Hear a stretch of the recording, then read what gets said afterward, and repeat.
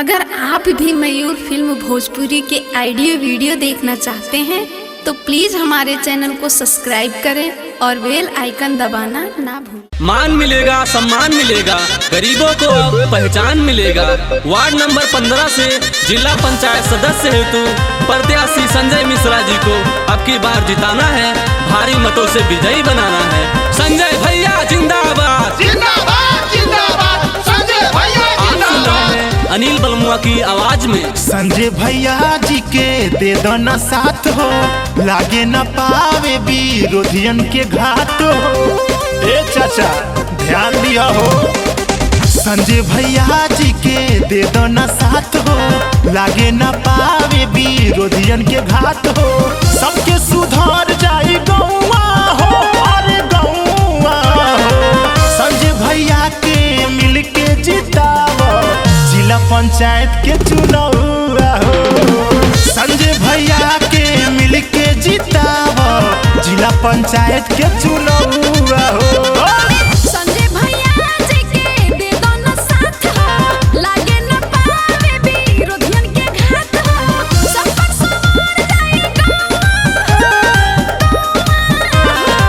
संजय भैया जी के मिल के जिताओ, जिला पंचायत के चुनाव हो।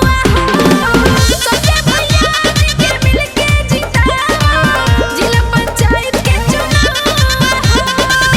अब की बार कुछ खास होगा, अब की बार कुछ खास होगा, आपके क्षेत्र का विकास होगा।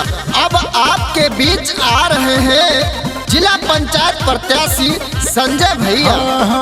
जनता के शान है, क्षेत्र के जान है, गांव के लोग कहते हैं सभी ये काम करेंगे, कभी नया राम करेंगे। जिंदाबाद जिंदाबाद, संजय भैया जिंदाबाद। जनता के शान है, क्षेत्र के जान है, गांव के लोग कहते हैं सभी ये काम करेंगे, कभी ना साथ छोड़ेंगे। हाँ, मिली के साथ दे दो गौवा हो, सारा गौवा हो। संजय भैया जी के मिल के जिताओ, जिला पंचायत के चुनाव हो। संजय भैया जी के मिल के जिताओ, जिला पंचायत के चुनाव हो। भ्रष्टाचार मिटाएंगे ये, भ्रष्टाचार मिटाएंगे ये, विकास की गंगा बहाएंगे ये। वार्ड नंबर 15 से संजय भैया को जिला पंचायत जिताना है।